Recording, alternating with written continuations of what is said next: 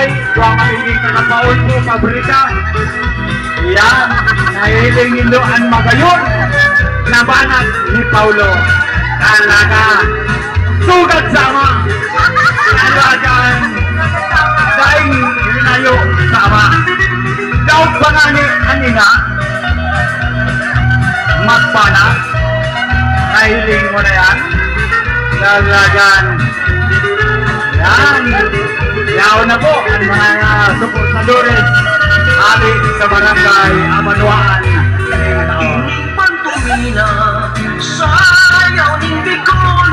Iyaraw pa po dyan sa luwas, si mga pinsan.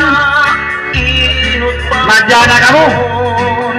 Nanganing dagdagan ka.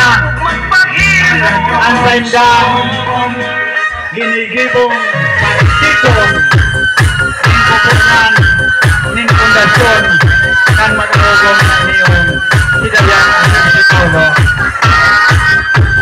Iyan ang paboritong banat ni Paulo, ang budot.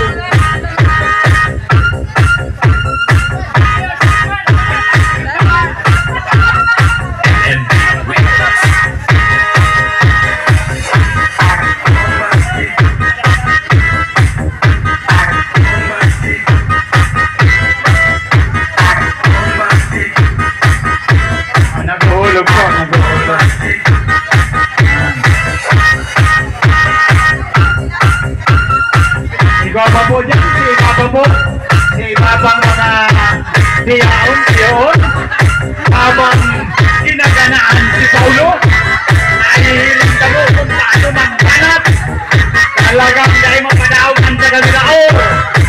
Iyan, kayang hindi madayo kung maluya.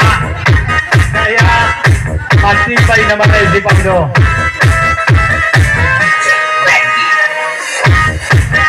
Dahil pa nga nagbabanat sila yan. Ano na yan?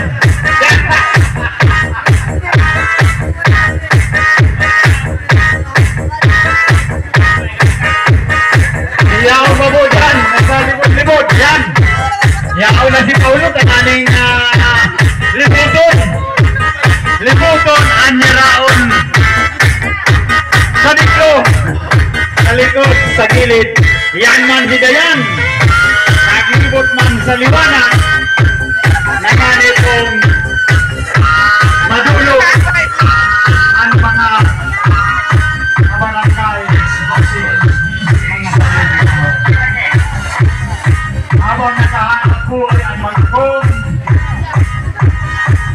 magayon ang sinarhari at tinakot sa tuya ng katulangan ang magayon na panahon.